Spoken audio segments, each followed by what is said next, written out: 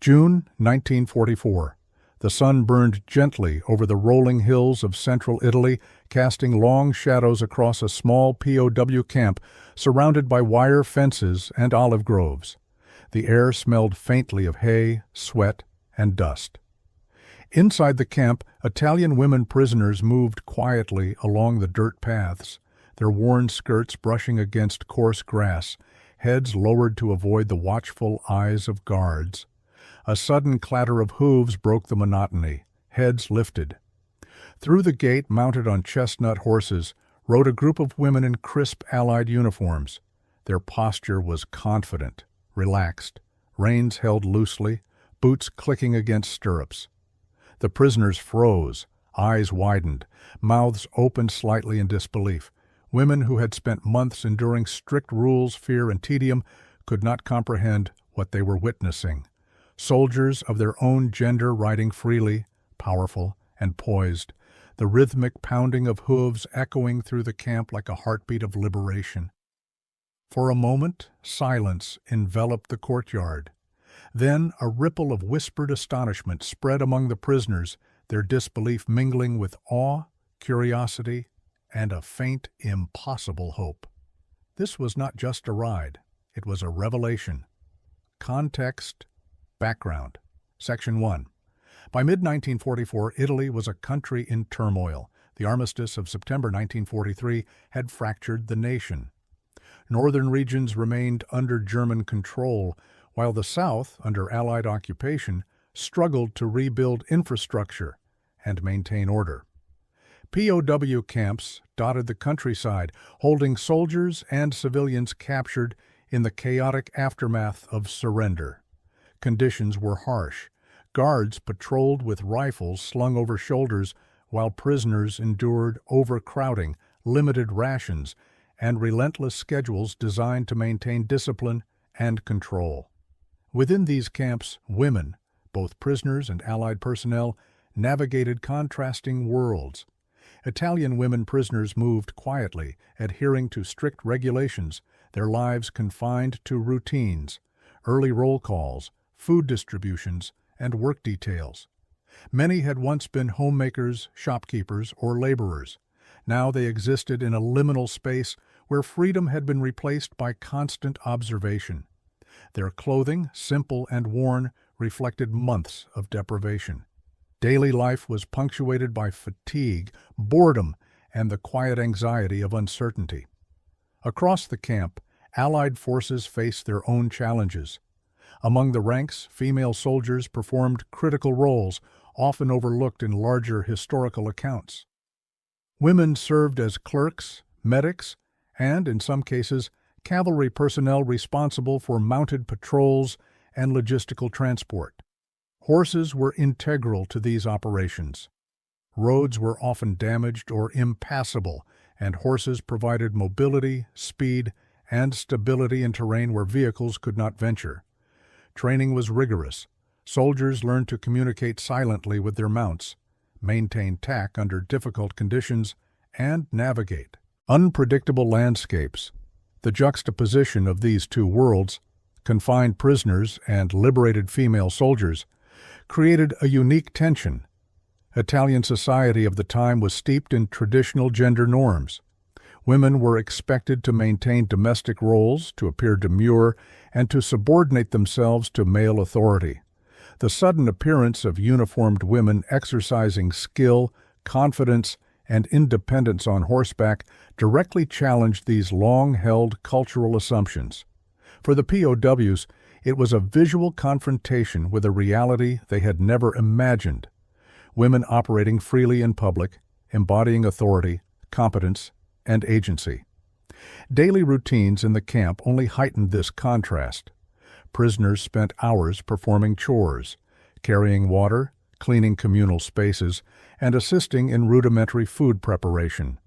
Every movement was measured, every word monitored. By contrast, the mounted female soldiers moved with fluidity, laughter occasionally rising as hooves struck the hard ground, reins held loosely, hats angled just so, their uniforms crisp and precise. The very act of riding, once associated with elite male military officers, became a symbol of autonomy and power when performed by women in this context. These dynamics were not incidental. Military leadership recognized the value of morale and discipline, not only for soldiers, but also in managing prisoners. Visibility of skilled, confident female personnel served multiple purposes, demonstrating Allied order and capability, modeling humane authority, and subtly influencing the psychological environment of the camp. The presence of women performing visible, respected roles was a deliberate signal. Authority need not be harsh or fear-based to command compliance, and competence could transcend gendered expectations. Beyond the physical and psychological elements, the cultural impact was profound. Prisoners, conditioned by decades of societal norms and wartime propaganda, struggled to reconcile fear, respect, and admiration. The appearance of female soldiers riding freely elicited astonishment not merely for the spectacle, but for what it represented: the possibility of agency, skill, and freedom existing beyond the boundaries of traditional female roles.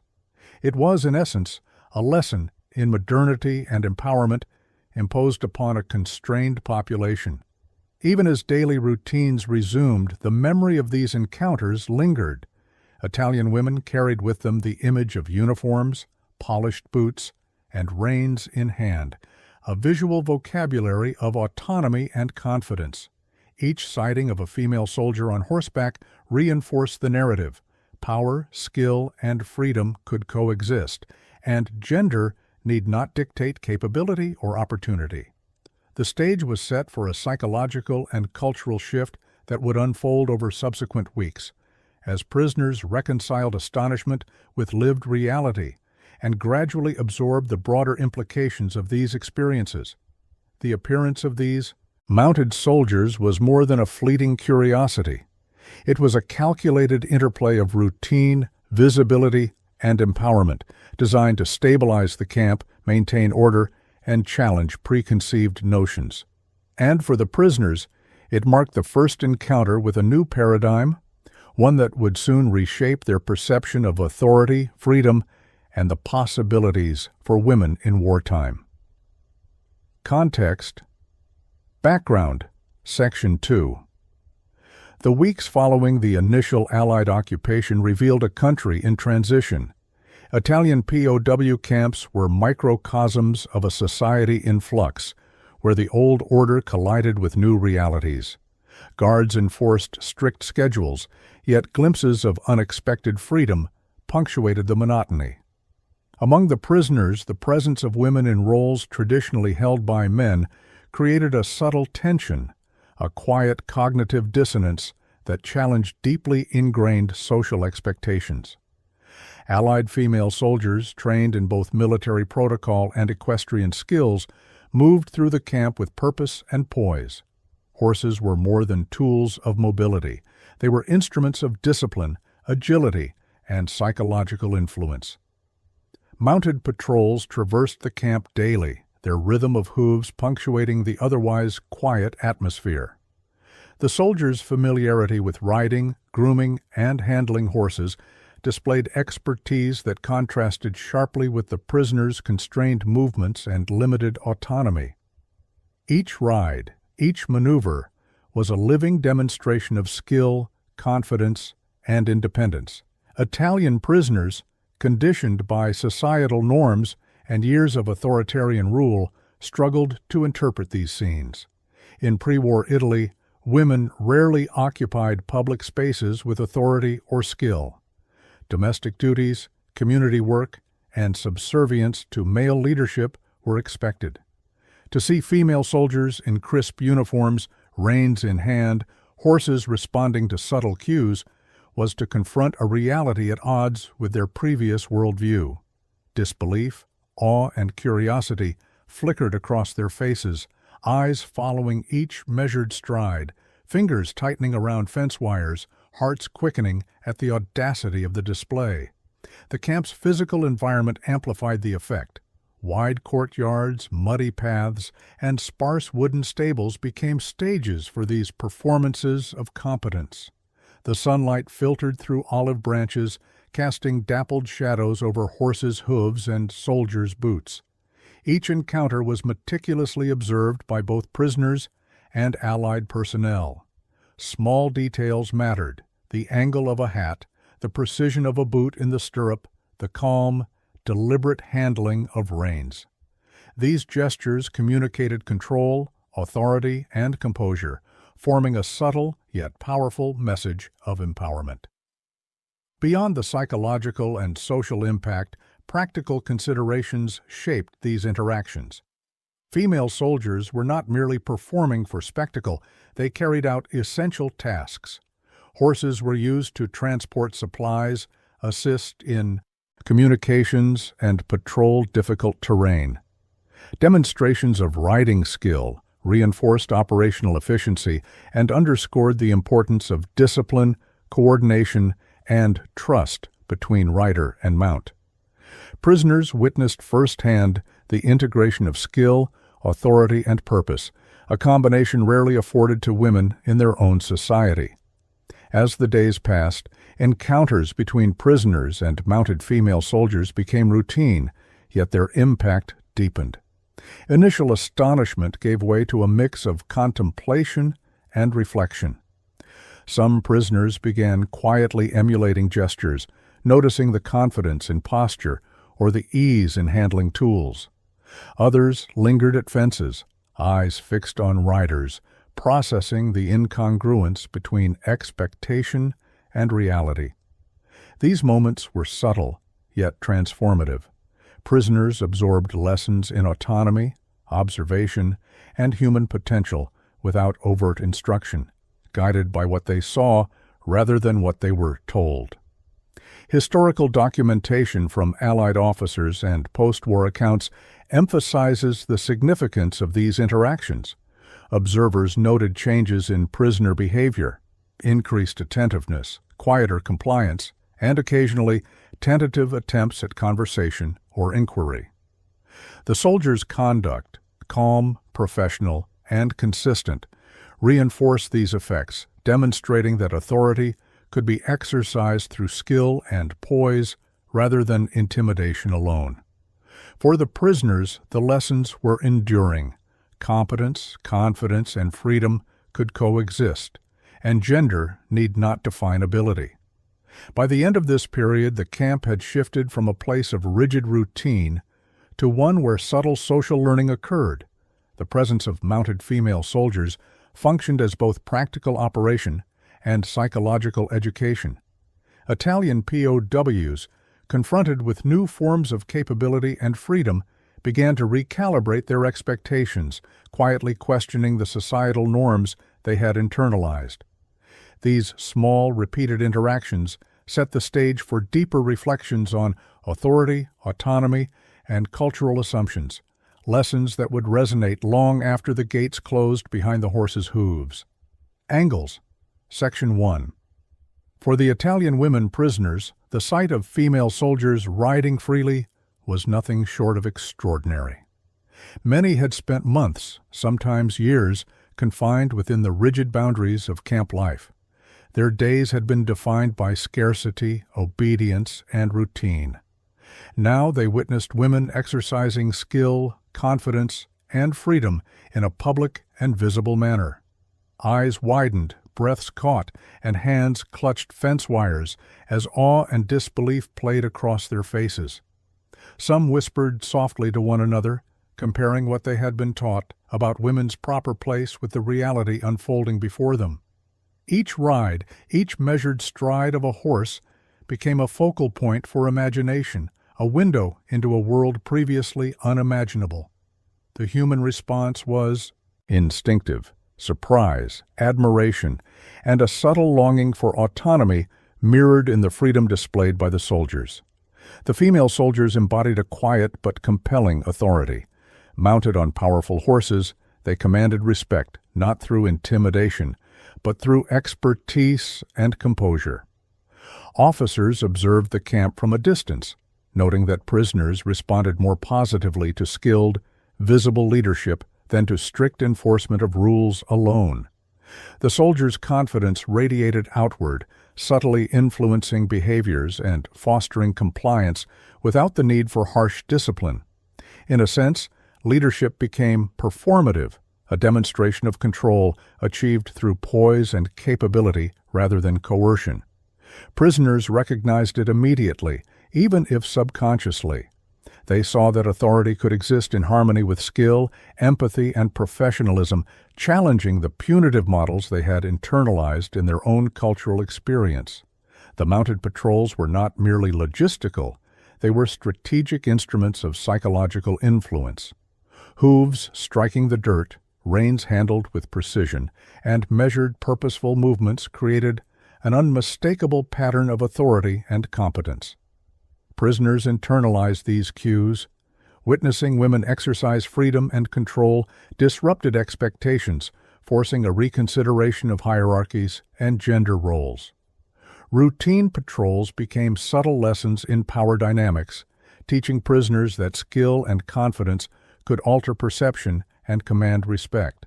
The psychological effect was cumulative. Each sighting reinforced the notion that capability was not gender-specific and that autonomy could coexist with discipline and purpose. In pre-war Italy, societal expectations for women were rigid and narrowly defined. Domesticity, subservience, and deference to male authority were the norm. Seeing female soldiers ride confidently on horseback, performing tasks traditionally reserved for men, presented a radical visual contradiction. The prisoner's astonishment was not only at the physical act, but at the broader implications. Women could lead, perform complex tasks, and occupy public spaces with authority. This confrontation with new possibilities triggered reflection, curiosity, and, in some cases, self-questioning. The act of observing empowered the prisoners mentally, planting seeds that would grow into altered perceptions of gender roles long after the war. Horses were indispensable in the Italian campaign. Roads were frequently destroyed, vehicles scarce, and terrain unpredictable. Female soldiers, trained in equestrian skills, managed stables, conducted patrols, and ensured the transport of critical supplies. Their mastery of these animals demonstrated both technical expertise and adaptability. Prisoners observed not just the act of riding, but the precision, balance, and discipline required to control such powerful animals under varied conditions. This technological and operational proficiency reinforced respect, demonstrating that skill and knowledge were universally valuable, regardless of gender. Finally, the encounters carried moral weight. By exercising authority through competence rather than force, the soldiers modeled ethical leadership. Prisoners learned in subtle but profound ways that respect could be earned, trust cultivated, and authority exercised without cruelty. For women confined and deprived of agency, these lessons were transformative. Small moments, a controlled trot, a steadying hand on the reins, calm eyes meeting those of the prisoners, communicated dignity and fairness. In a context dominated by fear and deprivation, this moral example resonated deeply, shaping attitudes, fostering tentative trust, and planting the seeds for broader social understanding. Each angle interwove with the next, layering astonishment with comprehension, curiosity with insight, and fear with admiration. The prisoner's perspective expanded not through instruction, but through observation, experience, and reflection, preparing them for the decisive moments that would soon unfold, moments that would mark the climax of their encounter with freedom, skill, and agency.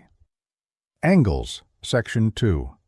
The Italian women POWs experienced a spectrum of emotions as they watched female soldiers on horseback. Initial astonishment gave way to quiet contemplation.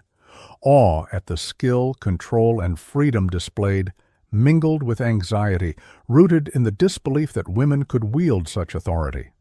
Some prisoners felt a subtle pang of longing, imagining the independence and respect these soldiers commanded. Others were cautious, hesitant to engage or even acknowledge the rides openly. Each encounter was a study in emotional layering, a mix of fear, curiosity, admiration, and aspiration. The prisoners' emotional responses foreshadowed the broader psychological transformation that these repeated observations would trigger over time. Mounted soldiers exemplified tactical leadership through precision and consistency.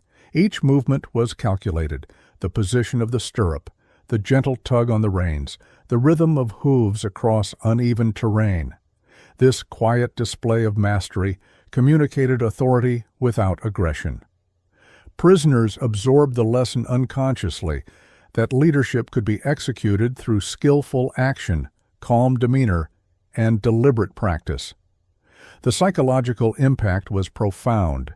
Individuals subjected to strict routines began to emulate small behaviors, standing straighter, observing more closely, and internalizing the principles of measured competence. Leadership, in this context, became performative yet transformative. Observing women in these roles challenged the prisoners' internalized notions of what women could do. Italian culture, steeped in patriarchal traditions, dictated narrow spheres of female activity. Seeing female soldiers navigate horses, coordinate movement, and maintain discipline in open spaces disrupted these assumptions. The prisoners were forced to reconcile long-held beliefs with new realities, a cognitive recalibration that was subtle but lasting. Female authority was normalized through repeated observation, subtly influencing attitudes toward gender long before formal post-war societal reforms could take hold. Horses were not merely symbols. They were practical tools in military operations. Female soldiers used them to transport messages, scout terrain, and maintain mobility where vehicles could not reach. Each horse demonstrated the synergy of strength and skill, requiring constant attention, care, and coordination. Prisoners, witnessing these displays, gained an understanding of operational logistics and the value of discipline. The mounts became extensions of the soldier's authority, amplifying both physical and psychological presence. The controlled, efficient movements of rider and horse together conveyed a lesson in operational mastery that left lasting impressions on onlookers. Beyond practical and tactical implications, the presence of female soldiers on horseback resonated culturally. It was an unspoken assertion of equality and capability, illustrating that freedom and competence were not confined to traditional male roles. The prisoners internalized this message, recognizing that empowerment could manifest in quiet, repeated actions rather than grand gestures. This realization subtly challenged societal expectations, planting seeds of reflection and, in some cases, inspiration. The horses' measured strides across the camp courtyard became metaphors for agency, resilience, and independence. Finally, the moral dimension of these encounters cannot be understated. The soldiers exercised authority without cruelty, competence without condescension. Each measured ride, each interaction across the courtyard conveyed fairness, patience, and dignity. Prisoners observed that power need not be oppressive. It could be respectful, ethical, and even inspiring. These lessons were internalized over time, influencing behavior and shaping perceptions of human capability.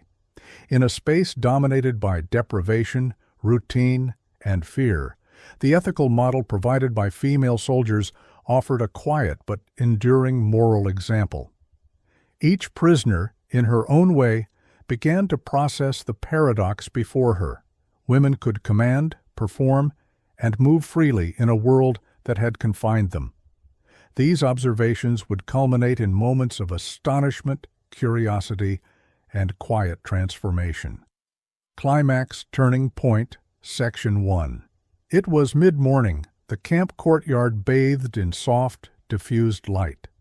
Italian women POWs gathered near the fence, drawn by a familiar sound, the rhythmic clip-clop of hooves. This day, however, differed from the ordinary mounted patrols. Today, the women soldiers would demonstrate riding freely, executing maneuvers that combined precision, grace, and command. As the first horse entered the courtyard, the prisoners froze. A young female soldier, sitting tall and confident, guided her mount with subtle movements of the reins. The horse responded instantly, stepping forward, trotting in measured circles, then halting with perfect stillness. The POW's disbelief was palpable. Eyes widened, fingers gripped wires tighter, and breaths came in quiet gasps. Some whispered to neighbors, words spilling in a mix of Italian curiosity and awe.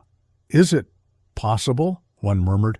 They can do this?" The soldiers moved seamlessly, each rider demonstrating mastery over both animal and space. One executed a controlled canter around the courtyard, the horse's hooves striking mud in steady rhythm. Another guided her mount in a precise figure 8, reins loose yet effective, posture impeccable. The prisoners watched, silent and rapt, unable to reconcile the scene with their preconceptions. Women, they had been taught, were fragile, domestic, and subordinate. Here they observed confidence, skill, and authority distilled into each movement. The psychological impact was immediate. Some POWs experienced a surge of emotion, awe tinged with envy, curiosity mixed with fear. They had endured months of deprivation and strict control.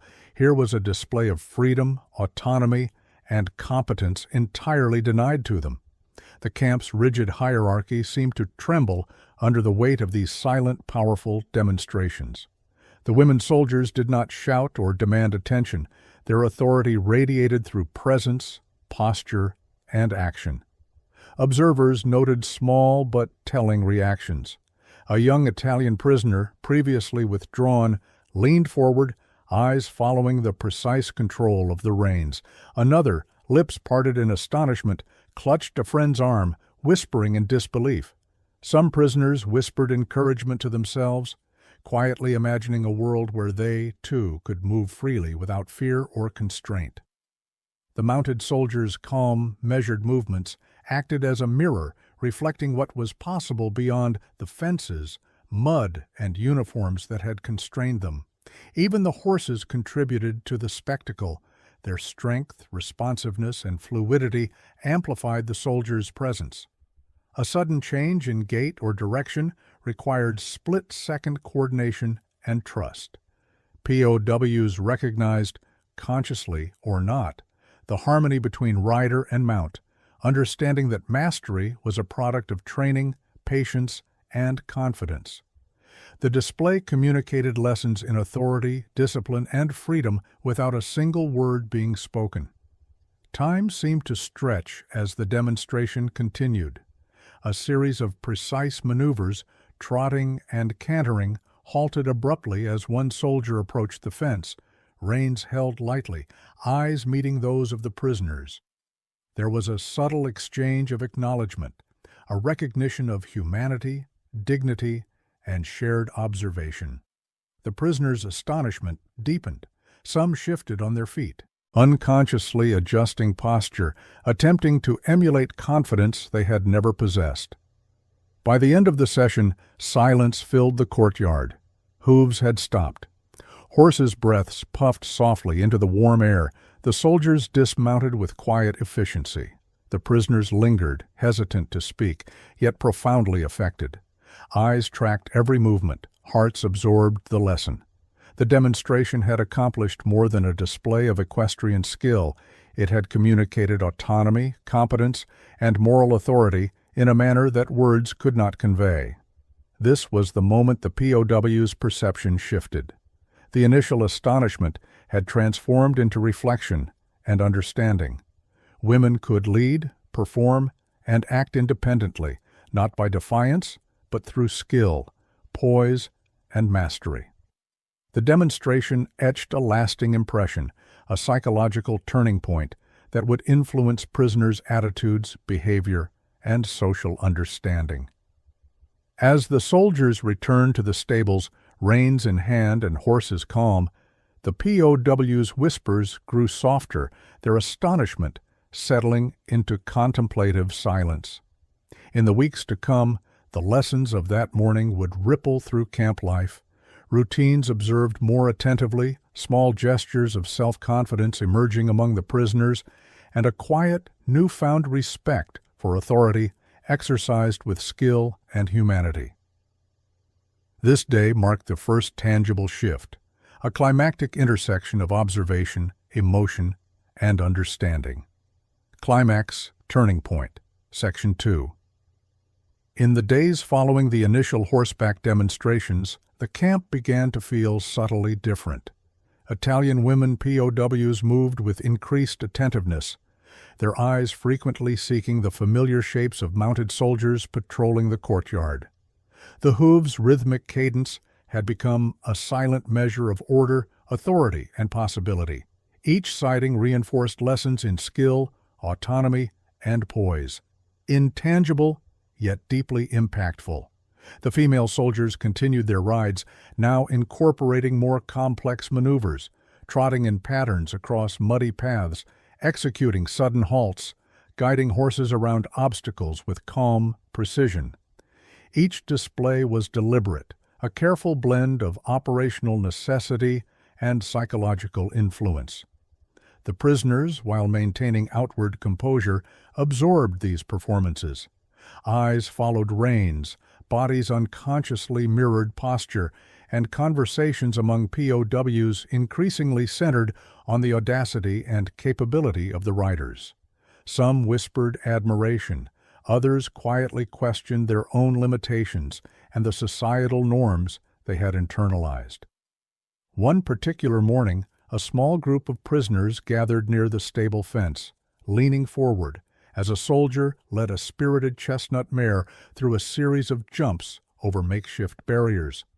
The horse's muscles rippled beneath the polished saddle, every stride precise and measured. The soldier's balance never faltered. Gasps rose, softly from the onlookers, hands pressed to lips in disbelief.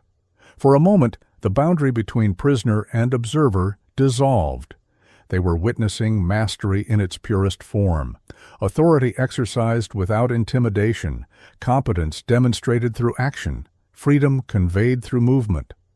The effect on morale and perception was immediate and tangible. Prisoners who had previously withdrawn or avoided interaction began to stand straighter during roll calls, observed routines with heightened awareness, and even engaged in quiet conversation about the extraordinary women they had seen. The soldiers' presence subtly redefined expectations of behavior and capability. Autonomy and control, once distant concepts, now appeared attainable, embodied by individuals who demonstrated skill and poise without aggression. Interactions extended beyond observation.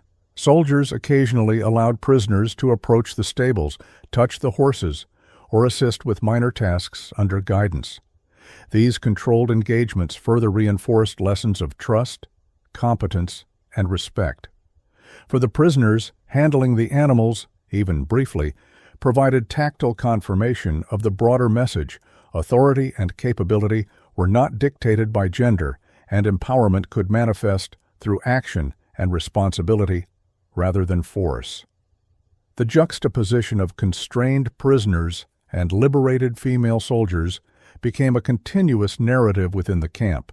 Each ride, each maneuver, each measured exchange of glances contributed to a cumulative understanding that slowly reshaped attitudes.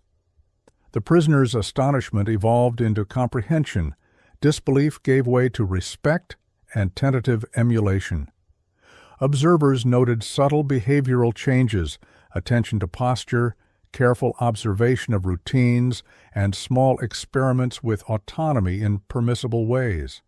These transformations were quiet, almost imperceptible, yet undeniably present.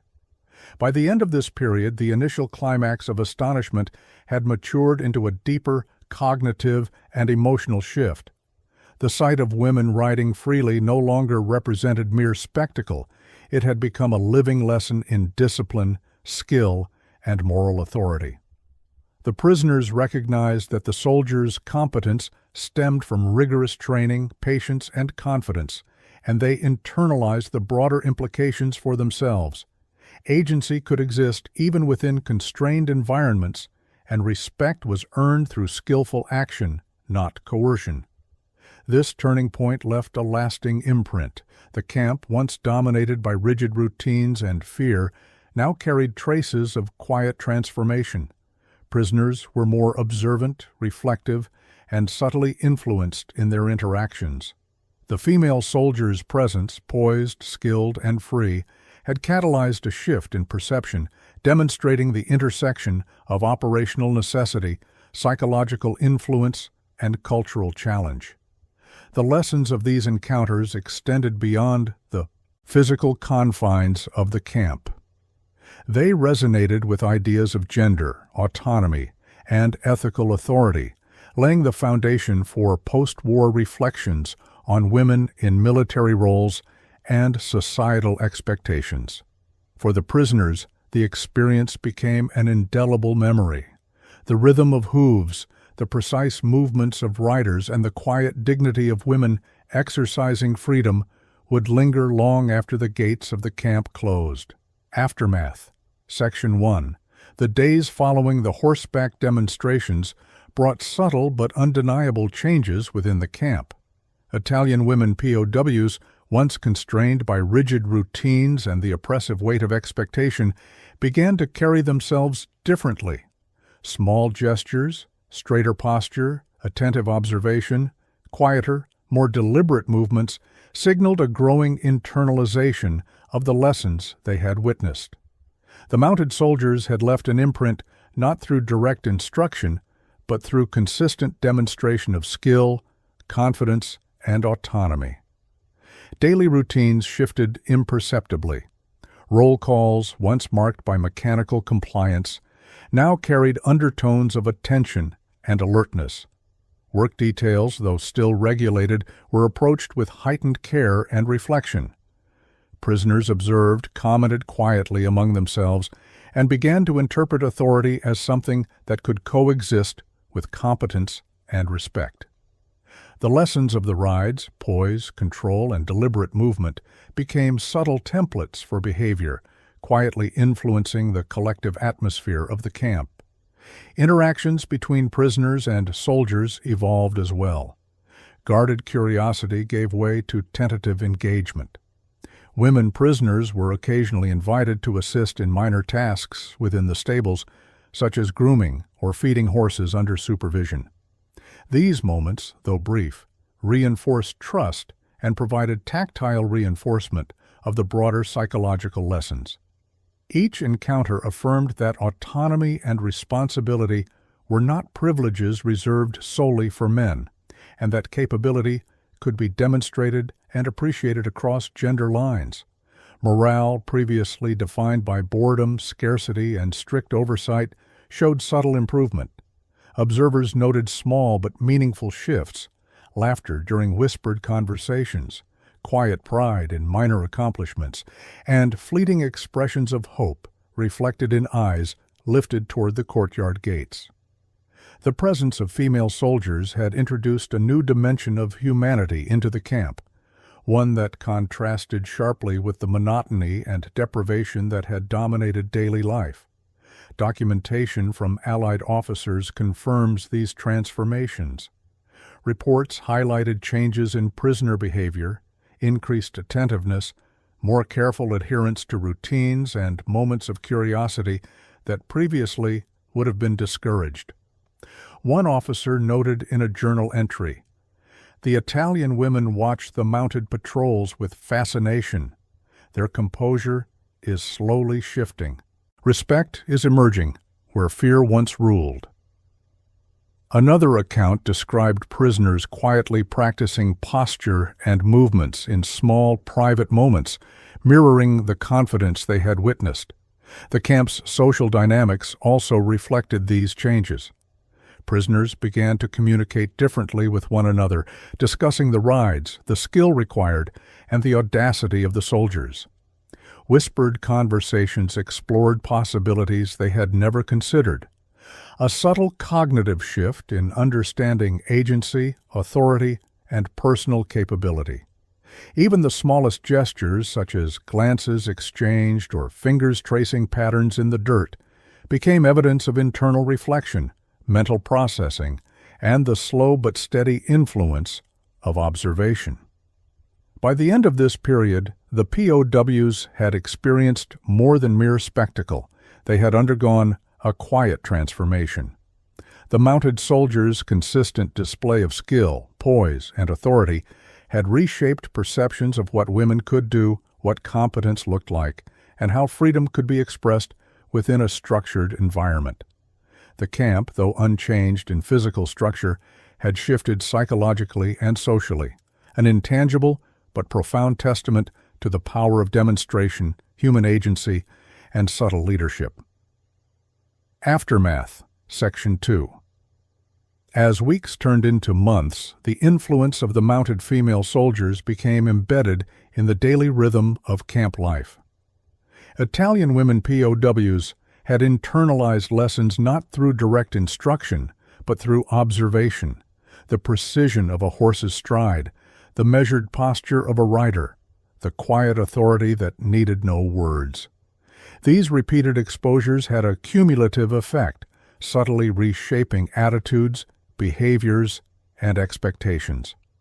Prisoners began experimenting with small acts of autonomy within the boundaries of camp rules. Some adjusted how they carried out work details, approaching tasks with a newfound attention to precision and care. Others adopted small gestures of confidence, lifting their heads, walking with steadier steps, and interacting with one another with subtle assertiveness. These shifts, though minor in appearance, reflected profound psychological change.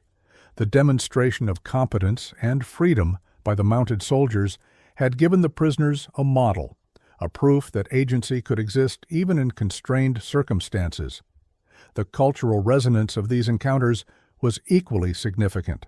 The prisoners' astonishment at seeing women riding freely evolved into an understanding of capability and leadership that transcended gender. By observing soldiers operate with skill, dignity, and authority, POWs were forced to reconcile pre-war expectations with lived reality. This confrontation with new social norms had a ripple effect, influencing discussions among prisoners and even shaping perceptions of gender roles in post-war Italy. Official reports corroborate these subtle transformations. Allied officers documented increased attentiveness during routines, quieter cooperation, and a growing sense of curiosity and engagement among prisoners. One report noted, "The women watched the mounted patrols closely, their posture and expressions reflecting awareness and reflection. A shift in demeanor is apparent, subtle yet meaningful." Prisoners began to anticipate daily routines, not with fear, but with measured attention, reflecting an internalized understanding of structure, skill, and responsibility. Even small interactions reinforced this psychological shift. Occasional supervised tasks in the stables, such as brushing a horse or carrying supplies, allowed prisoners to experience responsibility and competence firsthand. These engagements bridged observation with action, reinforcing lessons learned from watching the mounted soldiers. Trust, previously scarce, began to emerge, a quiet acknowledgement that authority could coexist with respect, discipline could coexist with freedom, and capability was not defined by gender. By the end of this period, the camp had undergone a subtle but profound transformation. While physical conditions remained challenging and rules were still enforced, the prisoners' perceptions of authority, freedom, and human capability had shifted irreversibly. The mounted female soldiers had demonstrated that skill, poise, and ethical leadership could influence not only operations but also the hearts and minds of those observing from the sidelines.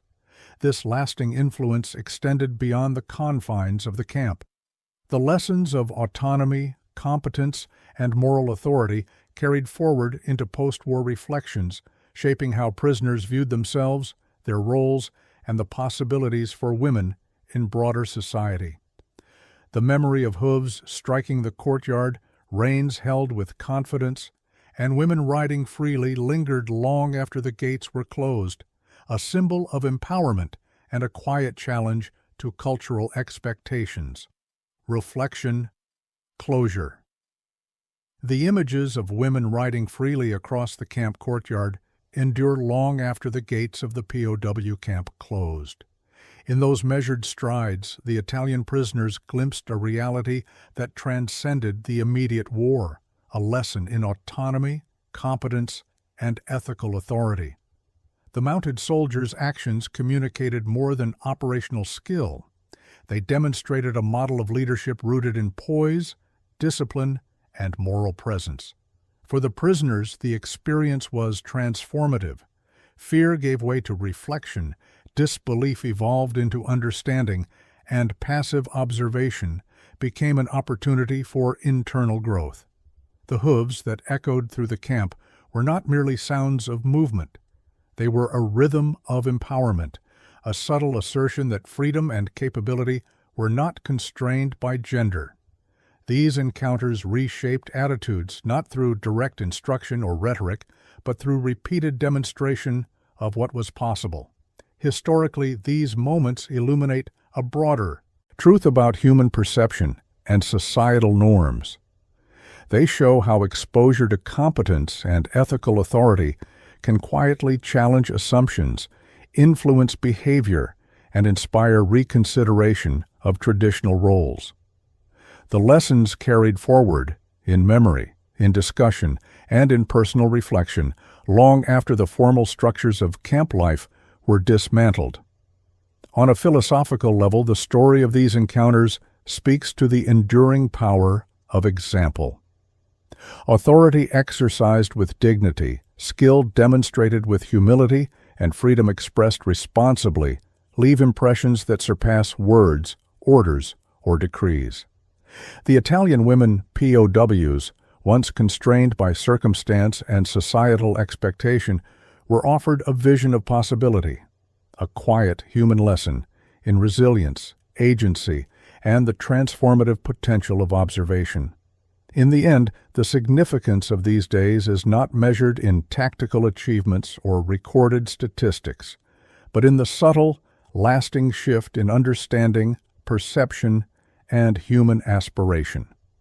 The mounted soldier's presence became a beacon of capability, a reminder that even in the strictest confines, agency, skill, and freedom can endure, and in some cases, flourish. The memory of those horses, the confident riders, and the astonished prisoners is more than a historical anecdote. It is a testament to the enduring human capacity to learn, adapt, and reimagine what is possible.